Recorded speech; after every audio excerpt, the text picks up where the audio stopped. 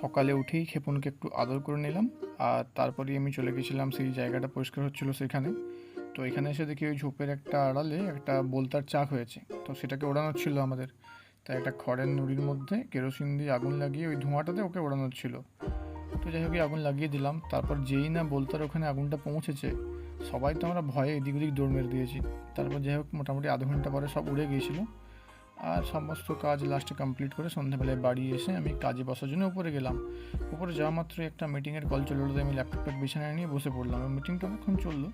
সত্যি কথা বলতে বন্ধুরা, এই ওয়ার্ক ফ্রম হোমের একটা অনেক সুবিধা কিন্তু, এই যে আমি সারাদিন নিজের বাড়ির কাজ করাচ্ছি, আর তারপর নিজের রাত্রিবেলায় এসে কাজ করছি।